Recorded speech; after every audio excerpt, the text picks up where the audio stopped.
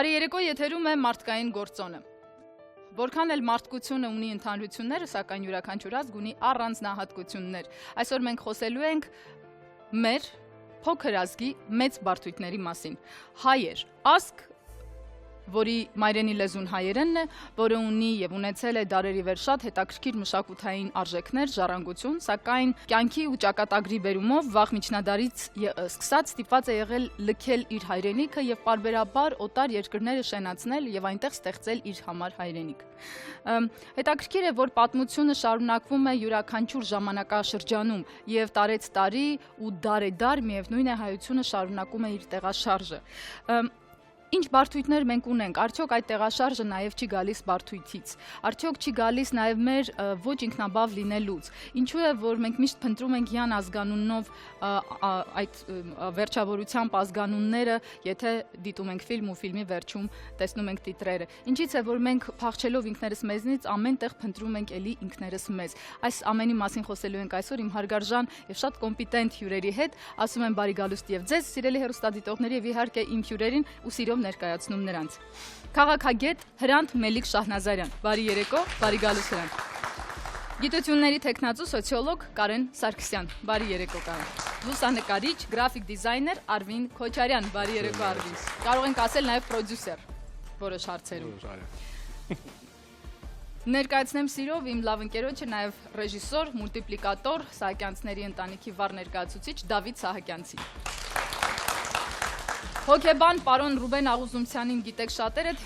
ժամանակին նա ներկայանում էր նաև որպես հաղորդավար, բարի գալուս պարոն Աղուզումցյան, եւ իհարկե չեմ կարող չնշել Ռաֆայել Երանոսյանին որպես Հայաստանի Հանրապետության քաղաքացի։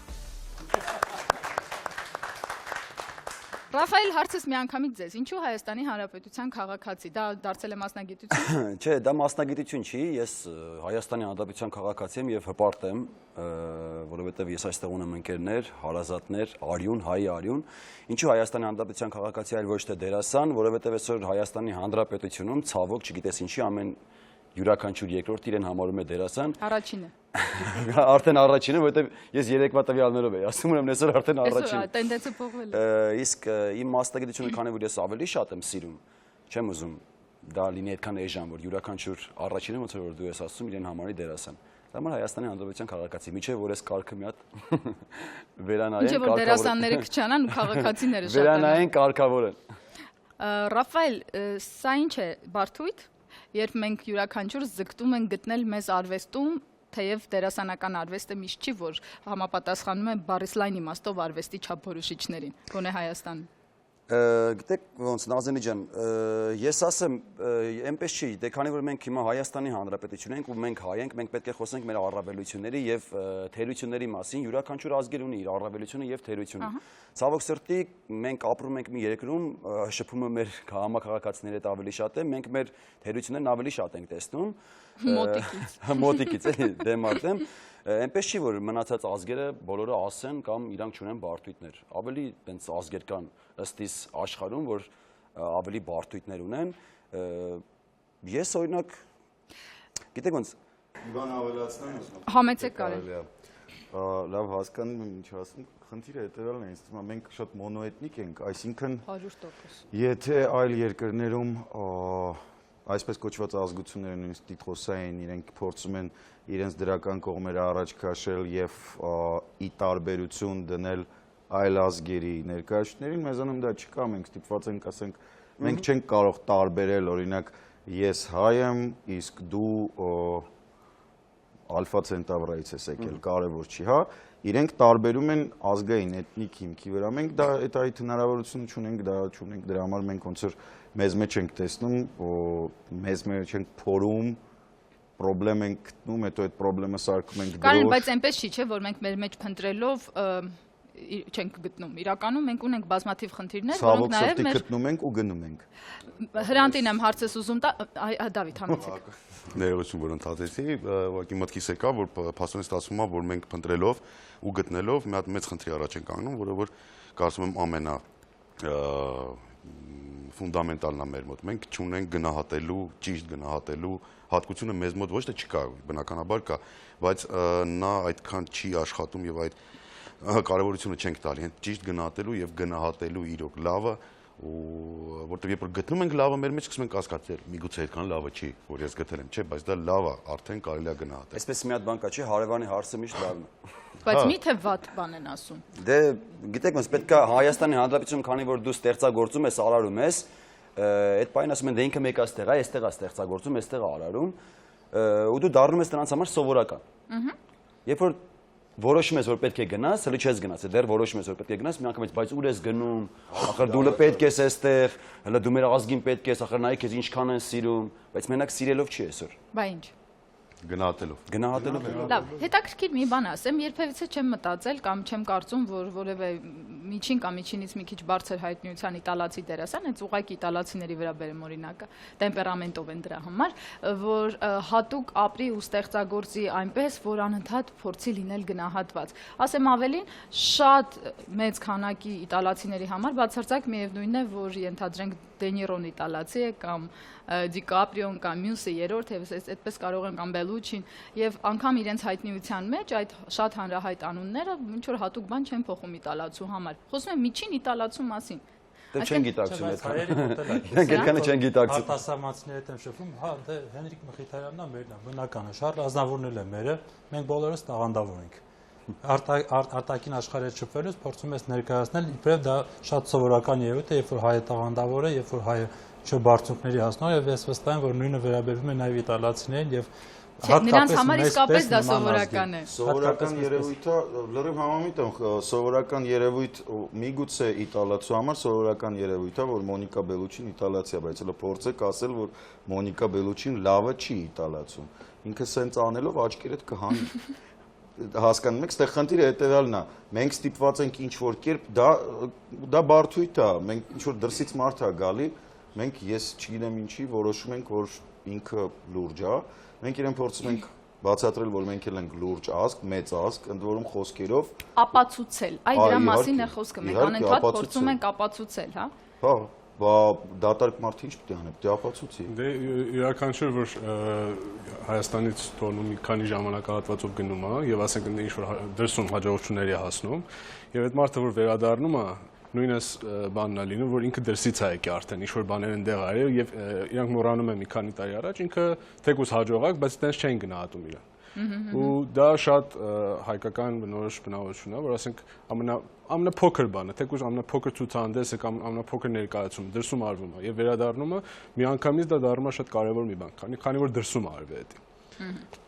Դա պրովինցիալ մտածողություն է հրան Իհարկե Չէի ասի, որ պրովինցիալ, անկեղծ ասած, ես միշտ մեր ժողովրդի մասին մտածելուց երկու այս հիմնական խնդիրներն եմ միշտ վերանում։ Առաջինը ինքներս մեզ չենք կարող ճանաչել, ճանաչում ենք մեզ արտաքին աշխարհի միջոցով, եթե կա ճանաչում դրսից, կա գնահատական դրսից, ուրեմն ինքներս ենք այդպես ընդունում եւ ըստ էության մեր մեծ բոլոր մեծերը սկզբում ճանաչելություն են ստացել արտաքին աշխարհում, այնուհետև մենք ընդունել ենք մեր ինքնասիրությունը թույլ է տվել նույնպես ճանաչել նրանց մեծությունը եւ երկրորդ խնդիրը որ մշտապես ինձ համար ուշադրության կենտրոնում եղել դա ժառանգականության բացակայությունն է հայկական շկոլաներ չեն ստեղծում ոչ արվեստում ոչ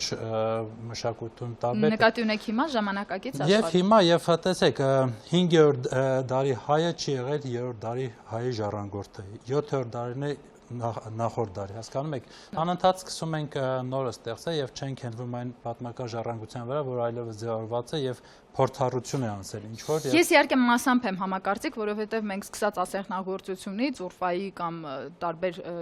տեղանքների ասեղնագործությունից մինչև ճարտարապետության մեջ հստակ ավանդույթներ ունեցել ենք, որոնք մինչև օրս հասել են։ Այլ է որ մենք չենք կարողանում դրանք Անընդհատ նույնը շարունակում Առանց պետականության կարծում եմ դժվար է զարգանալ։ Խոսքը ավելի շուտ լրիվ համամիտ եմ այն առումով որ զուտ մասնագիտական էլի քաղաքական մտքի, հա, պետական մտքի ժառանգություն չի եղել, այսինքն մեր 4-րդ դարի արշակունիների հետ հանգչող պետությունը երբևիցե այլևս Բագրատունիներ եւ այլն ոնց որ հիմա այժմ մենք ունենք մի պետականություն, որը ասենք մեր նախորդը եղել է Կիլիկյան ընդհանրապես տեղ չի տրվում։ Չգիտես ինչու, այսինքն ժառանգությունը ոչ թե չկա, այլ չի էլ ստեղծվում։ Յուրաքանչյուր նոր շարժում սկսողը նոր շարժում ասած դա գիտական թե մշակութային ամեն մեկը փորձում է ինքն իր առաջնայնությունը ոնց որ բերի բեմ մոռանալով եւ հերքելով նախորդ։ Շնորհակալություն Կարեն, ես որոշենք, որ դուք իմ օպոնենտներն եք եւ ես կհակադրվեմ ձեզ, ուղղակի հիշեցնելով մի բան Կարճատև դադարից հետո։ Շարունակում ենք այսօրվա թեման, փոքր ազգի մեծ բարդույթները կամ ընդհակառակն։ Ես հիշեցի, թե ինչպես հին ջուղա ու նոր ջուղա երկու հասկացողությունները շատ մարդիկ շփոթում են։ Մի պարզ ճշմարտություն, երբ հայերը հին ջուղայից փախ եղան եւ գնացին հաստատվեցին Իրանի Իսլամական Հանրապետությունում եւ ստեղծեցին Իսֆահան քաղաքը, իրենք անվանեցին նոր ջուղա։ Եվ պատմության մեջ մենք ունենք այդ էջերը նոր ջուղա, սակայն սա շատ երկակի ու խառը պատմություն է Հրանտ, քանի որ եթե մարդը չգիտի հին պատմությունը, չի հասկանում ինչու է հին ջուղան դարձել նոր ջուղա եւ ինչ ջուղաների մասին է խոսքը։ Եվ այն խաչքարերի պատմությունն են արդեն խառնում եւ բնականաբար մեր հարևան երկրի ոչ լավ վերաբերմունքը մեր պատմական արժեքների։ Սա արդյոք բարդույթի արդյունք չէ։ Ես կարծում եմ, որ բարդույթ է եւ ընդ որում շատ արդիական բարդույթ է, որտեղ տեսեք վերջին շրջանում Արցախի հանրապետությունը նույնպես սահմանամերձ շրջանում ու մենք ստեղծել ենք նոր բանաս, նոր գետաշեն, նոր, չգիտեմ, միրզիկ, հա կարծես թե հոգեբանորեն հաշտվելով այն փաստի հետ, որ հները այլևս չկան եւ պետք է նորը լինի, այսինքն փորձում ենք պահպանել ընդամենը անվանումները, բայց ոչ էությունը, ոչ իր պարունակությունը, ոչ հարստությունը։ Սա մեծ խնդիր է եւ ինքը մշտապես արկա եղել։ Ամբողջ Հայաստանը տեղանունները այդպեսին են։ Նոր Ձորագետ եւ այլն, որոնց հաճախ ոչ օրիգինալ անուններ ենք դնում, այսպես հորինովի անուններ։ Սա երևի թե ինչ-որ բան փրկելու, պաշտպանելու մեր արդեն իսկ մեր ժողովրդի հոգեբանության մեջ կամ գեների մեջ արմատացած այդ ձգտումն է։ Մենք միշտ փորձել ենք փրկել ամենափոքրը, չգիտեմ, ցեղասպանության ժամանակ գիրք փրկել, ավետարան փրկել եւ այլն, ամենափոքր մասունքը փրկել եւ այդ մասունքով մեր ընդհանուր հետ կապվելու այդ գաղափարն ենք փորձել ըստ էության պահպանել, որը շարունակում է մեր օրերում։ Երևի թե իսկապես հոգեբանների խնդիր է հասկանալ եւ լուծումներ տալ ժողովրդին նման հարցերում ճիշտ կողմնորոշվելու եւ առաջ գնալու։ Տեղիներ ասված, պարոն Աղուզումյան, չեն կարող ձեզ չդիմել, քանի որ սա շատ հոգեբանական խնդիր է։ Մենք խոսում ենք այստեղ հետևանքների մասին։ Այն ինչի հետ մենք շփվում ենք, բնորոշ է ամբողջ մարդկությանը, նախ եւ առաջ։ Ուղղակի մենք սովորել ենք մեր վրա սա բան վերցնել եւ մեզ ներկայացնել։ Իրականում բոլոր ազգերի մոտ էլ մոտավորապես նույն խնդիրներն են։ Ուրիշ հարց է, որ քանակությամբ փոքր ազգը ունի որոշ յուրահատկություններ, որը չունի մեծ ազգը։ Դա ուրիշ հարց է։ Մյուսը դա նա է, որ մեր պատմությունը ազգի, ժողովրդի պատմությունը ստեղծել է որոշ հատկություններ, որոնք շատ քիչ ուրիշ ազգեր ունեն։ Օրինակ, հայից նման միայն հարմարվող հրաներն են, որոնք մոտավորապես նույն ներեցեք ինչին հարմարվող պատմություն ամեն ինչին հարմարվողական մեխանիզմները հայերից մոտ շատ բարձր է զարգացած։ Յուրաքանչյուր երկրում, որտեղ հայ կան, ես համարյա ամբողջ աշխարհում եղել եմ, շփվել եմ բոլոր համայնքների հետ, վատ ապրող կրիմինալը չհաշված, վատ ապրող հայ չեմ տեսել։ Որտեղ էլ ընկնի, ինչ միջավայր էլ ընկնի, ոնց էլ լինի, հայերը լավ են ապրում։ Այսինքն հարմարվում են։ Այս շատ կարևոր բան է, որ հարմարվում են։ Հարմարվելը գնում է եւ դրական իմաստով, եւ բացասական իմաստով, չմոռանանք, որ երկու ուղղությունն էլ կա։ Մյուսը դա նա է, որ մենք, քանի որ պետականություն երկար ժամանակ չենք ունեցել, հարմարվելու, գոյատևելու գործոններից մեկը դա ինքնության պահպանումն է եւ եսի պահպանումը։ Շատ անձնավորված ենք մենք։ Հիմա մեկ վարքյան, էլի այդ եսը ինչ որ մեկի հետ պետք է, չէ, նույնականանա։ Դե գիտեք ինչ է, հայը ինքն իրեն ում հետ է նույնականացնում, որ հայի, որ պատմության, որ ժամանակաշրջանի, որ պետականության ի վերջո, թե գաղութի, թե իզուր չի, որ մենք միշտ հայացքը գցում ենք նախորդ մեր սերնդներին։ Մենք չենք գնահատում կամ շատ քիչ ենք գնահատում մեր ժամանակակիցներին։ Անցնում է մի առ ժամանակ, հետո նոր սկսում ենք գնահատել։ Մենք սովոր չենք գնահատել մեր ժամանակը։ Մենք առավել եւս շատ սկսում ենք օրինակ պարծենալ մեր հնություններով, մեր պատմությունով եւ այլն։ Ընդունվեց պարոն Աղուզումյան, հղում անելով ձեր ասածին, մի բան եմ հիշեցնում։ Ընդամենը ամիսներ առաջ, ես հիշում եմ բոլորս շատ ուշադրությամբ հետևում էինք այդ իրադարձությանը, Հռոմի Պապը Գրիգոր Նարեկացուն շնորհեց տիեզերական եկեղեցու վարդապետ տիտղոսը, որը մինչև օրս նման տիտղոսի արժանացել է 35 մարդ, հա, եւ սա 36-րդն էր, սա պատմության մեջ իսկապես աննախադեպ երևույթ է։ Լավ, այդ պահին այդ աղմուկը եղավ, այդ աղմկահարույց հոդվածները, չգիտեմ, ԶԼՄ-ները օգնում էին, տարածում են ամբողջ աշխարհով։ Մի պահ ուշադրությունը սևեռեց Հայաստանի Հանրապետության վրա։ Հրանտ, ասացեք, խնդրում եմ, սա պատմական առումով մեզ կտա կամ տվեց արդյոք ինչ-որ դիվիդենդ, որից հետո մենք կարող ենք քաղել մեզ համար օգուտ։ Կամ արդյոք մենք գնահատում ենք պարոն Աղուզումցյանի ասած հենց պատմական կարևորությունը եւ պահի գիտակցում ունենք, թե ոչ։ Իմ կարծիքով հենց 100-րդ տարելիցի միջոցառումներից թերևս 3 գլխավոր իրադարձություններից մեկն էր նարեկացու վարդապետացումը, սրբագործումը սուրբ նահատակների եւ համահայկական հռչակագիրը, որը քաղաքական ինչ-որ ծրագիր էր, համահայկական քաղաքական ծրագիր էր, որը ուղղված էր Քիմ Քարդաշյանի գալը։ Այդ ավելի շատ ասեք ինձ համար ավելի շատ Մեկ վարքյան ավարտեք, մեկ վարքյան գային, ավարտեք Հրանտ։ Թերևս այս 3 կարևոր իրադարձություններ կգիտեմ, ընդ որում ասեմ, որ նարեկացին երևի թե հայ գործիչներից միակն էր, ով սկզբից ճանաչվեց եւ ընդունվեց հայ ժողովրդի կողմից, հետո որպես վարդապետ մատուցվեց աշխարհին։ Ցավոք սրտի մնացած բոլոր դեպքերում բացարձակ մեծամասնության դեպքերում հակառակն եղել։ Ճանաչումը դրսից էր, այնուհետև ընդունում։ Հրանտ, ինձ թվում է մենք մոռացանք նաև նշել Սուրբ Գրիգոր Լուսավորչի մասունքի պահը, որովհետև դա եւս շատ կարևոր էր, երբ այդ գանգը բերվեց, դրվեց եւ դրանով սկսվեց պատարակը, խորհրդանիշերը կարևոր են եւ խորհրդանիշները այո կան։ Ասեմ էլի, եթե կարելի է, սա ուղղակի մեր Ինչու համաձայն չեք, Կարեն։ Պետրականապես, ասեմ ինչու։ Կաթոլիկ աշխարհի հզորությունը կասկածի տակ է Որովհետև իրականում աշխարհը նկատեց Քիմ Քարդաշյանին, Kanye West-ին եւ System of a Down-ը։ Կաթոլիկ երկրները նաեւ, ինչպես Գերմանիայի նախագահան ցույց տվեց, մի պահ արթնացան, ու որ Հռոմի Պապը որպես կաթոլիկ երկրի առաջնորդ մատը թափ տվեց, ասես չմոռանաք, իրանք ասցին դե լավ, որտեվ դա արժեք է իրենց համար, կաթոլիկ երկրների համար արժեք է, ասեցին հա լավ, Թուրքիա լսում ես, էլ տենց բան չանես, չի կարելի եւ փակվեց։ Ոչ մեկ ընդհանրապես հայկական շատ ընդ որում հայկական շատ նեղ, եթե կարելի է տենց ասել, վերնախավի ինտելեկտուալ վերնախավի մի մասի չափով ընդհանրապես դրանցից դուրս ոչ մեկ չի նկատել դա։ Կարեն, ներեցեք մի հարց։ Ես ձեզ որպես սոցիոլոգ եմ Կարեն, ներեցեք, դուք ասում եք ձեր ուսումնասիրությունը, թե փաստեր ունեք։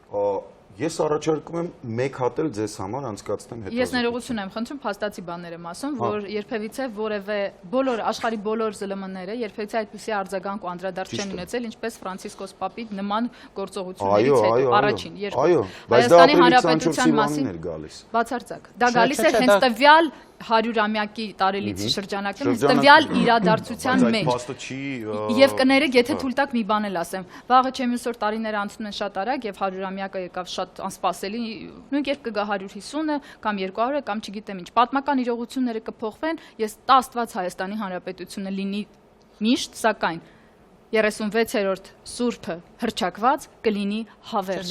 Հետո կգա 37-ը թե 38-ը, նարեկացին իր տեղը այլևս ունի եւ դրանով հայությունը եւս միական նշանակություն ունի։ Համաձայն եմ։ Սա իհարկե իմ շատ սուբյեկտիվ կարծիքն է, կարող չեմ Սա սուբյեկտիվ կարծիք չի։ Ուղղակի որպես այդ մի փոքր ինտելեկտուալ խավի ներկայացուցիչ կարևորում եմ շատ լավ է։ Այս ինտելեկտուալ խավը նոր խավ է, Կարեն։ Ավելի շատ խոսվեց, բարձրաձայնվեց Kanye West-ի, Քիմ Քարդաշյանի մասին։ Ես էլ եմ համաձայն, որովհետև սոցիալական ցանցերով ավելի շատ նշվում էր Kanye West-ի բանը ջրում ցածկելը կամ Քիմ Քարդաշյանի Հայաստանի գալը կամ System of a Down-ի ժամանակ դեպի մարդկանց դա էլի լավ կողմ ունի, այնպես ասենք որ դա վատ կողմ է, դա էլի լավ կողմ ունի եւ մեկ անգամ աշխարհին ավարտեցին որ մենք կան Kanye West-ը, Քիմ Քարդաշյանն եւ այն դա ժամանց է։ Հա, որտեղ ազգային պարունակություն, որտեղ ժողովրդական մշակույթ եւ այլն, աշխարհում այդպես չեն անցնում են որպես զուտ ժամանցային իրադարձություն, որտեղ հետաքրքրված են, այո։ Հա, միանշանակ այդպես է։ Ինքը ուներ համ լավ կողմ, համ վատ կողմը։ Լավը նրանում է, որ աշխարհին եւս մեկ անգամ, չգիտեմ, մարդիկ կան, որ ընդհանրապես հայերի մասին չգիտեն, տեղյակ չեն, իսկ Քիմ Քարդաշյանն ավելի շատ ճանաչում են, մտնում են, իմանում են Հայաստանի մասին, Google-ում ավելի շատ փնտրում են Հայաստանիա եւ Ալբանիա հա, բայց եթե գցենք ավելի գլոբալ, դա իհոք այդ փաստը մեզ համար ավելի կարևոր է։ Դա այդքան էական չի, որտեվ մի տարի կանցնի ու կսկսեն նորից խառնել նույն Ալբանիան, նույն Արմենիան, որտեվ կանցնի կգնա Kanye West-ի կամ Քիմ Քարդաշյանի փաստը։ Ես ուզում ասեմ, որ ենթագիտակցության մեջ մնում են շատ ավելի կարևոր բաներ։ Ես անձամբ նայելով սրբադասման կարգ պատարակը ես ինձ համար համոզված եմ եւ փոքր աղջիկս էլ կողքս էր նստած, ես ստիպում եմ որ ինքը անպայման դանայի, դա ուզես թե չուզես մնում է քեզ մեջ եւ այդ դա երբեք չի ջնջվի։ Կարող է դու չիչես որ Կին Կարդաշյանը եկել նույնիսկ Սերժ Թանկյանը որ եկել էր կարող է ժամանակը դա կլուծի եւ ֆիլտրացվի այդ ամեն ինչը, բայց բաներ կան, որոնք մնում են ենթագիտակցության մեջ եւ կարծում եմ, որ հենց այդ փաստերը, հաղթանակները, այդ տեսակ արողակարգերը եւ այլն, իրանք էլ պահում են մեր ազգը մինչ այսօր։ Եւ մենք ուզենք թե չուզենք ինչ որ մի բան է մեջդ աշխատում, որը ապրիլի 24-ին, երբ որ ցանկացած տեսահոլովակի ժամանակ դու նայում ես ու փշաքաղվում ես, դա գալիս է հենց դրանից, որ այդ ամեն ինչը մեր մեջ նստած է եւ ինչքան շատ դա սերման ենք ազգության մեջ, ժողովրդի մեջ, այդքան ավելի շատ ավելի ինչ որ կարևոր բաներ կարդացնենք ժողովրդի մեջ։ Դավիթ, իմ գործընկեր Ավետ Բարսեղյանը հիշելով է իհարկե Սևակին, գրել էր շատ գեղեցիկ երգ ապրելու ապրիլ եւ մեջը ներդրել էր հենց ապրելու կոչը, այլ ոչ թե զոհի բարդույթը, ինչը որ սովորաբար եղել է տարիների վեր։ Պարոն Աղուզումցյանց, Արվին, հետաքրքիր է դու էլ դրսի աչքով էլ նայելով, ներսից էլ նայելով։ Այդ զոհի բարդույթը արդյոք մենք չենք դարձրել արդեն մանիպուլյացիոն ինչ որ մի միջոց։ Նախ եւ առաջ ասեմ, որ դարձրել ենք եւ հենց որ ինչ որ տեսնում ենք փաստեր, որոնք զոհի գաղափարը վերացնում են, մենք հպարտանում ենք, ուրախանում ենք եւ այլն։ Այս վերջի դեպքերը շատ լավ երև ցույց տվեցին դա։ Բայց ինձ թվում է, այստեղ մի մեր վերլուծության մեջ, մեր խոսակցության մեջ կա մի սխալ մոտեցում, որ մենք սկսում ենք հակազդել բաներ, որոնք իրականում հակազդեցություն չեն, դա ընդհանրություն են։ Եվ Կիմ Քարդաշյանը, եւ արարողությունը, որը տեղի ունեցավ Ռոմում, դա նորմալ երևույթ են եւ համատեղված են։ Դրանք չի կարելի անջատել ու մեկը մյուսին հակադրել։ Այդ չի։ Ամբողջ բանը նրանումն է, որ կան ազգային հատկություններ, օրինակ դուք ասեցիք, նշեցիք դա, որ մենք փնտրում ենք յան վերջավորությունը, այ հենց որ ինչ որ մի բան կապված է լինում հայի հետ, պատմության, անունի, ազգանունի եւ այլն, մենք միանգամից ոգևորվում ենք։ Այստեղ այդ ոգևորությունը շատ դրական երևույթ ունի, բայց այդ ոգևորության մեջ կա մի բացասական փաստ։ Մենք մակերեսորային ենք շատ հաճախ մոտենում երևույթներին։ Ես հիմա չեմ ուզում փորձանել, բայց երբ մենք խոսում ենք նարեկացու մասին, բոլորը գիտեն նարեկացուն։ Բայց քչերն են կարդացել։ Քչեր են կարդացել նարեկացի եւ խոսել նարեկացու մասին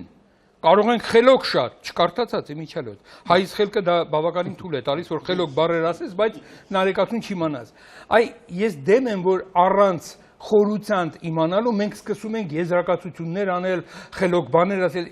Ամբողջ բանը նրանումն է, որ էլի հայից պատմությունը ստիպել է, որ մենք ամեն ինչից գաղափար ունենանք։ Դա գոյատևման ձևերից մեկն է։ Բայց խորհրդային ամեն ինչը բերում է մակերեսորայինին։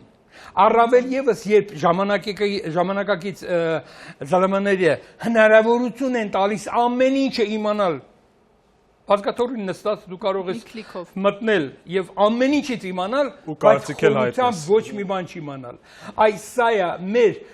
բարդ կողմերից մեկը, բարդույթներից մեկը դա է, որ առանց խորանալու եւ առանց իմացության իրական մենք կարող ենք ամեն ինչի մասին խոսել եւ չլսել ուրիշին։ Եվ դրա համար Հայաստանի Հանրապետության քաղաքացի Ռաֆայել Երանոսյանը խոսեց դերասանական դպրոցի եւ արվեստի մասին։ Ռաֆ,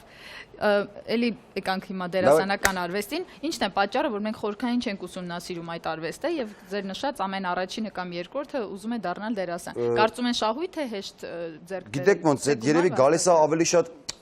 ըստ իս, գալիս ավելի շատ մի տեսակ կոմպլեքսից, որովհետեւ յուրաքանչյուր այն մարդ, ովքեր որ չի ճանաչում դերասան, չի ուսումնասիրել դերասան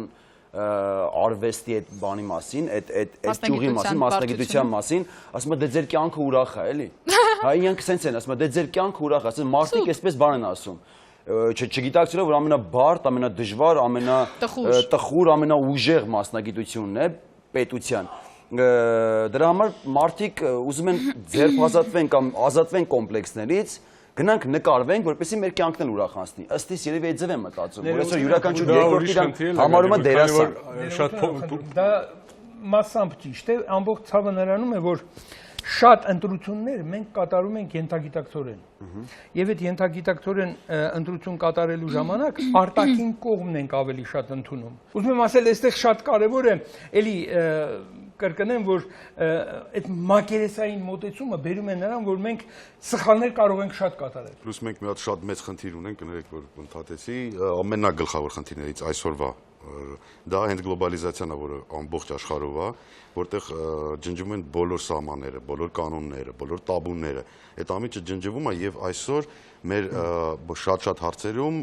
մեզ ստիպում է գլոբալիզացիանը ստիպում, ոչ կոնկրետ ինչ-որ մի երկիր, այլ գլոբալիզացիան իր գաղափարներով ստիպում է քեզ հրաժարվել այն ամեն ինչից, ինչը քեզ համար սուրբ է, քեզ համար կարևոր է։ Ինչը քո էթնոսի նույնականացումն է։ Քեզ բնորոշ է, քեզ որպես ազգ, որպես եւ այլն, եւ այդ խնդիրը այսօր որ կանգնած է, շատ ավելի կարևոր է այդ հարցը բարձրացնել եւ շատ ավելի արդիական է պահպանել հենց ազգայինը, ավելի մեծ ուշադրություն դարձնել դպրոցներին, բոլոր տեսակ դպրոցներին, որ այդ ազգայինը պահպանվի եւ միայն այդ դեպքում մենք կարող ենք մերը պահպանելով կարողանանք նույն ձևի շարունակենք, քանի որ համաձայն եմ, որ մենք այդ հարմարվելու, լավ իմաստով հարմարվելու բաներ ունենք, միայն այդ դեպքում ենք կարողանանք մերը պահելով շարունակենք գոյատևել այնպես, ինչպես որ գոյատևել ենք այս քանի երկար ժամանակները։ Այնպես որ ասում եմ, պետք է պայքարել ուղղակի ազգայինը պահելու։ Դա կարող Շնորհակալություն, դարերի պատմություն փաստում է մի բան։ Գոյատևում է կամ այդ բառը այդքան էլ չեմ սիրում, կարողանում է շարունակել իր կյանքը եւ զարգանալ միայն այն ազգը, որը չի մոռանում իր արմատները, ավելի խորն է ընկղմում, որքան էլ որ փորձում են վերևից կտրտել։ Կարճատև դադարից հետո մենք կշարունակենք։ Մարդկային գործոնի եթերում խոսում ենք մարդու ազգի ու ազգության մասին, հայի մասին ենք խոսում այսօր, ինքներս մեր մասին։ Արվին, աջ ու ձախ լուսանկարիչներ են։ Ով չի ալարում, մեկ էլ ականջի տակ լսում ես այդ շրխկան ձայնը լուսանկարչական ապարատի, հետո դերասան, լուսանկարիչ, քաղաքական գործիչ։ Ճիշտ ասած ես Մարդ չմնաց։ Քաղաքացի։ Դա գալիս է երկրի փոքր լինելուց Եվ մեկ քաղաքացի։ Եվ մեկ քաղաքացի։ Եվ դերասան դառնալու հետ կապված Հայաստանում մեծ խնդիր կա, որ հեռուստացույցում հայտնվելը շատ հեշտ գործատար է, այսինքն շատ համարյա բոլորին հասանելի է դա։ Եվ ավելի հեշտ է հիմա ավելի հասանելի է կներեք բլոգոլորտում հայտնվելը եւ որևէ լուրջ մեկնաբանություն գրել բլոգային տիրույթում։ Այսինքն յուրաքանչյուր casting studio, եթե դու գրանցվում ես, շատ մեծ հնարավորություն կա, որ դու մի շաբաթ հետո հայտնվես սերիալում եւ ասենք քո Facebook-ի էջում արդեն գրես դերասան։ Այդ այսինչ TV։ Դա ֆան էջեր։ Հա, եւ սկսես, այսինքն դա նույն լուսանկարչության մեջ է, դենցը տեխնոլոգիան զարգացել է, $500 դու կարող ես արդեն այդ չխ ձենը ստեղծես, մարդ կանչես հրավիրելու, բայց դա մի հատ խնդիր ունի, որ իսկական դերասանը, որ դերասան կրթվում է եւ դասերակվում է, նույնը լուսանկարիչը, նույնը ուրիշ մասնագիտություն։ Դա լրիվ ժամանակի ընթացքին տարբերվում է, այն մարդին, որ շատ կարճ ժամանակում այդ ամեն ինչին ասե, որտեվ հայտնի դառնալուց հետո ինչ-որ միտեղ հասնելուց հետո այդ վերաբերմունքը, որ դու ցույց ես տալու, ոնց քեզ պահում ես, դա արդեն գալիս է քո անցյալի կրթությունից։ Եվ անցած ուղուց։ Եվ անցած ուղուց։ Շնորհակալություն Արվին, մենք սոցիոլոգների հետ միշտ ունենում ենք մի խնդիր, Կարեն։ Նրանք միշտ ասում են այլ ցուցանիշներ, այլ թվեր, այլ ուսումնասիրություններ եւ մենք ներքին կարգով ունենք միշտ ուրիշ ուսումնասիրություն։ Նույն խնդիրն է նավին։ Կարեն, հարցս այսպեսին է։ Սոցիոլոգներին Հայաստանում որքանով է հաջողվում համասեռ մարդկանց գտնել համասեռ մտածողությամբ, մի քիչ միանման մտածող, որպեսզի կազմեն այս կամ այն հարցի շուրջ որոշակի հասարակության կամ նրա մի մասի կարծիքը, չէ՞ որ հայերը ինդիվիդուալիստ են, այսքան մարդ նստած լրիվ տարբեր կարծիք ունենք հենց հիմա ձեր ակնոցի վերաբերյալ։ Ուրեմն ես սովորել եմ պարոն Ղոզմության կհաստատի, դասախոսս ա եղել հոգեբանության։ Սովորել եմ այն տարիներին, երբ մեզ մոտ իրոք ազատություն էր։ Փողով դիպլոմ չէի կառնում դեռ։ Ասեմ ավելին, ինտերնետ չկար, մենք ստիպված էինք իրոք կարդալ և կոնսպեկտել և իրոք գրքերի մի մասը մնացել էր սավոքից, այսինքն կար սենց մի հատ կրատկի օչրկ իսტორիի ֆիլասոֆի, մոտ 700 էջ, մեջից որ կոմկուսի որոշումները հանում էր, տակը մնում էր 200, հայդու ստիպված էր 700-ը կարդալ, հանել, հետո նոր տակինը սովորել։ Հիմա ինչ վերաբերվում է սոցիոլոգներին եւ թվեր։ Իրականում մեզ մոտ սա նույն խնդիրն է, ինչ որ արդեն նշված դերասաններ, չգիտեմ, ազգային գործիչներ, ֆոտոնկարիչներ, մարդիկ ինչ ասես անում էին, անունը դնում էին, հիմա սոցիոլոգիական հետազոտություն են անում մարդիկ, ովքեր Facebook-ում երկու հատ հարց են տալու ու ասում են Ես հետազոտություն եմ։ Այո։ Խնդիրը հետևյալն է, բուն հետազոտությունը եւ հետազոտողը ընդհանրապես մարդ չի ման գալիս։ Սոցիոլոգիան հիմնվում է նրա վրա, որ պատահականության սկզբունքով ընտրվում են մարդիկ, տակը կա հսկայական մաթեմատիկական ապարատ, մաթեմատիկա չգիտեն արդի սոցիոլոգները, դա չի հարցը։ Կշռվում են տվյալները հաշվարկվում են եւ սոցիոլոգիայի խնդիրը ոչ թե մեկնաբանելն է, այլ պատկերը ներկայացնելը այն մարդուն, ով իր մեջ հզորություն կգտնի դա մեկնաբանելու։ Ցավոք սրտի վերջի երևի մի 10 տարին ոչ մեկ իր մեջ ուժ չի գտե մեկնաբանել։ Ամբողջ բանը նրանումն է, որ այդ խնդիրը, որ հիմա դուք բարձրացրեցիք, ամբողջ աշխարհում է, որովհետև սոցիոլոգիան որպես գործիք է օգտագործվում հիմնական։ Ինչ որ մի խավ հետևում է որոշ նպատակներ, որպեսզի դա արվում է սոցիոլոգիական հետազոտություններ։ Այնպես որ այստեղ դա օգտագործվում է որպես գործիք, թեև ասեմ, որ սոցիոլոգիան շատ լուրջ գիտություն է եւ իր հիմքում ունի շատ ճշգրիտ մեթոդներ մոտեցման։ Ոնց էս օգտագործում, դա ուրիշ հարց է։ Հիմա պարոնայք ամփոփելով խնդրում եմ մի բանի գանք։ Ասեք Նազին ջան, խնդիրը հետևյալն է, օրինակ, կոմպլեքսների մասին ենք խոսում, շատ բարի։ Մենք ավարտել ենք, ստացել ենք մասնագիտացում, դիպլոմ։ Սոցիոլոգ, հոգեբան, փիլիսոփա, մեր ֆակուլտետը տենց էր կոչվում։ Մենք անցել ենք ընդհանուր առմամբ 4-5 տարի բարձրագույն մաթեմատիկա, տարբեր, 2 տարի բժշկականին համարժեք ֆիզիոլոգիա, 2 տարի թե 3 տարի հոգեբանություն խորացած, փիլիսոփայություն, գերմանական դասական, սոցիալական փիլիսոփայություն, մոդելավորում, այդ առարկաների արդյունքում մենք դարձել ենք։ Այնուհետև հիմա ես որ իմանում եմ ինչ են անցնում այն մարդիկ, ովքեր ստանալու են սոցիոլոգի դիպլոմ։ Ինձ մոտ ցանկություն է առաջանում, ասենք, փոխել մասնագիտությունը։ Ոչ, երկրից գնալ, որովհետև սաղ աշխարհում բայց այդ մարդկանցից բրծում չկա, նրանք հիմա ամբողջ աշխարհում են։ Կարևոր չի, այնտեղ չեմ ներվայնանա։ Facebook-ով որ գնամ այնտեղ չեմ ներվայնանա։ Կարեն, ուզում նշել, որ հիմնականում ձեր նշած առարկաները մենք ինքներս անցել ենք, սակայն ես դարձել եմ դերասան, բայց ոչ սոցիոլոգ։ Եվ հոգեբանությունը եւ փիլիսոփայության շատ լուրջ ծուղեր ու շատ լավ է, բայց այսօր մի օրով մարդիկ միևնույնն է դառնում են դերասան ու ես հիմա մտածում եմ, իսկ արժեր արդյոք այդ իհարկե արժեր։ Ամփոփելով եկեք հասկանանք, պարոնայք իմ հարգարժան եւ հաճելի հյուրեր, եկեք հասկանանք, որ հատկություններն է պետք արմատախիլ անել, որպեսզի մենք առողջանանք, մեզ ներսից քիչ ուտենք, դրսից առավել եւս չուտենք եւ ի վերջո ոչ թե ինչ որ մի բան չանենք, որովհետեւ ամոթ է, այլ ինչ որ մի բան չանենք, որովհետեւ դա մեր սկզբունքը չի։ Ըստ ինձ ինչ է պետք արմատախիլ անել։ Մեծամտությունը։ Պետք է դառնալ տոլերանտ։ Այն ազգը, որը միայն ինքը իրեն է սիրում եւ մեծարում, այդ ազգը երբևիցե չի կարող բարձր զարգացում ունենալ։ Դա մեկ։ Երկրորդը, պետք է ավելի մասնագիտական ուղղվածություն ունենալ։ Ոչ թե իմանալ ամեն ինչը, այլ պետք է լինել արհեստավարժ ինչ որ մասնագիտության մեջ, լինի դա մշակույթի ուղղություն, լինի դա գիտության ինչ որ մի ուղղություն, լինի դա։ Բայց եթե Վաչագան արքան չիմանար գորգագործություն, նա չէր կարողանա փրկել իր թագավորությունը։ Ամեն մեկը որ զբաղվի իր գործով, դրանք պատմությանը։ Ամեն մեկը հեքիաթների։ Ոչ։ Մեր հանրապետությունում եթե ամեն մեկը զբաղվի իր գործով, Նազենի ջան, այսինքն հանրապետություն կունենանք ու փայլուն ապագա։ Այսօր ես ինչ եմ ասում, ես հիմա ներկայիս պայն վերանորոգման մեջ եմ, մի վարպետը անում է ամեն ինչ այդ տանը։ Ինքը ամեն ինչ կարող է անում։ Դե անում է։ Կարևորը էժան։ Դիմացինին գնահատել երևի թե, անկախ ամեն ինչից։ Տոլերանտությունն է։ Այո, սա տոլերանտությունն է։ Մի քիչ անաչառ մոդելն դիմացինին գնահատել, որովհետև շատ հաճախ մենք տեսնում ենք, որ դիմացինը չի գնահատվում։ Ներողություն մի բան էլ ասեմ, այստեղ կարևորում եմ շատ այն արժեքները, որոնք իրոք փրկել են մեր ազգը։ Օրինակ ընտանիքի նկատմամբ վերաբերմունքը, ընտանեկան փոխհարաբերությունները։ Իրոք հայերիս համար այդ ընտանիքի գաղափարը շատ կարևոր ու մեծ է։ Ցավոք սրտի գլոբալիզացիան, որ ասում են, շատ վատ ազդեցություն ունեցավ ընտանիքի հարցում։ Երևի տեղյակ եք, Հայաստանում ամուսնալուծությունները կազմում են 40-45% հիմա։ Դա մեր ազգի համար, որը քանակով քիչ է, շատ լուրջ խնդրեմ է առաջ գալիս։ Ես կարծում եմ դա այն խնդիրներից է, որ քանի դեռ որոշում են իրենց սեռական կյանքը օրինականացնել ամուսնության միջոցով, այդպիսի բաժանությունները։ Ապա դուք պատկերացնում եք, Ամերիկան ընդունեց միասեռ եւ ուզում է ամբողջ աշխարհին թելադրել միասեռ ամուսնությունների գաղափարը։ Դուք պատկերացնում եք մոտավորապես դա ինչ կարող է լինել։ Դե մոտավորապես 100 տարի հետո մենք կնստենք եւ կխոսենք ինչքան լավ ծնողներ են, ասենք Արմենն ու Հրայրը։ Այո, բայց ոչ 100 տարի, 20 տարի։ Շատ Ինչ 100 տարի։ Ինչի Այնքան 20 արագ տարի, են հիմա գնում, այո, չեք շատ։ Իհարկե։ Դուք եկեք հիմա կա, այդպես ուղղակի Դա մի տեսակ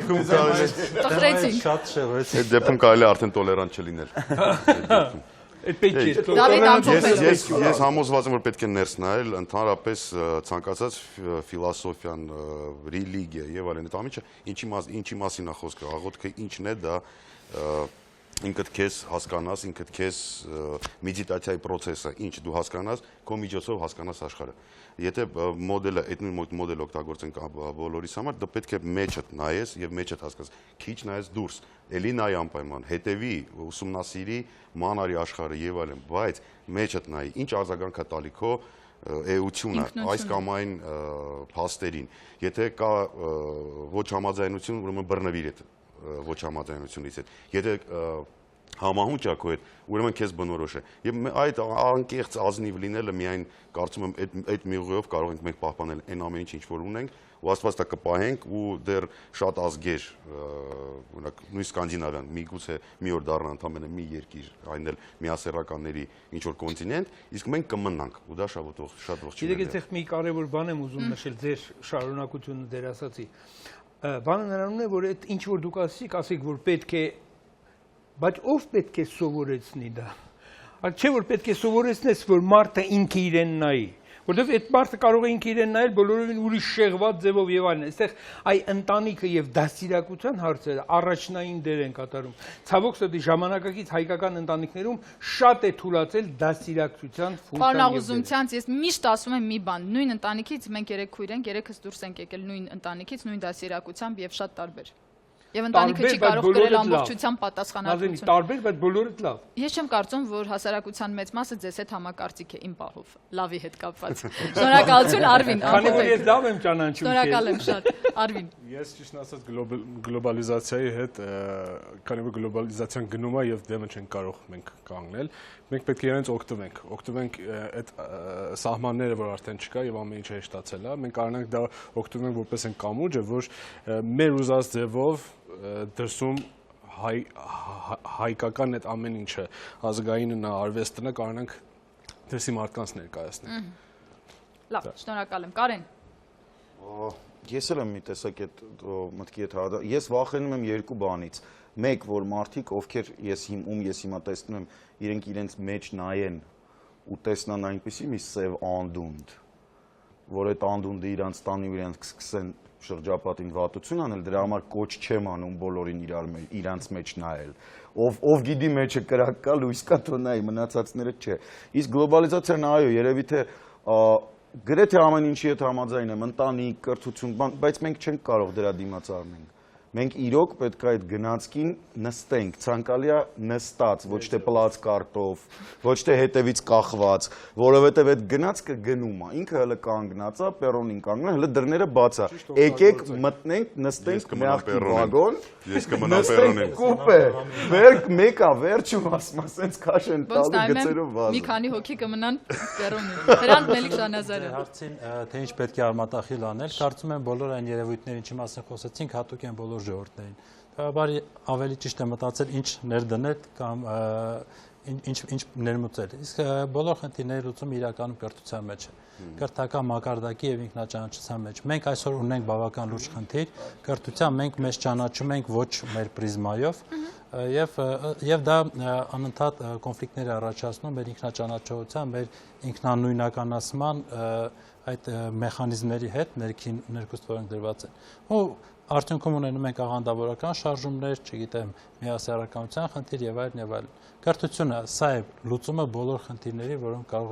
կարող են լինել հասարակության առջև։ Շնորհակալ եմ Հրանտ, ես լիովին համակարծիք եմ ձեզ հետ, արդեն ավարտելով եւ ամփոփելով ես կասեմ, գուցե տարօրինակ թվացող մի բան։ Ես դեմ եմ հանդուրժողականությանը։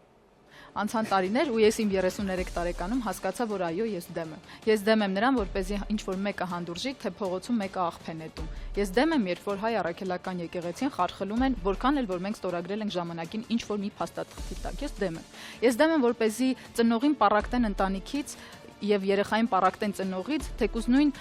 կրոնական հողի վրա կամ քաղաքական առավել վատ հողի վրա։ Ես դեմ եմ, երբ որ արտիստներին քաղաքականացնում են, անհանդուրժող եմ դրա նկատմամբ։ Ես դեմ եմ, երբ որ քաղաքացին չի կարողանում ճանաչել իր անցյալը, հետեւաբար կերտել իր ապագան, սակայն ապրել իր ներկայում։ Ես դեմ եմ, երբ որ բողոքի պատճառով մարդիկ վեր են կենում, գնում են այլ երկիր, որտեղ ապրում են շատ ավելի վատ, եւ ես չեմ կարող հանդուրժել այդ ամենը։ Այս ամենից հետո ես կարող եմ ասել մի բան. այո, ես ունեմ փոքր ազգի մեծ բարդույթ։ Կհանդիպենք կրկին մարդկային գործոնի եթերում։ Վստահ։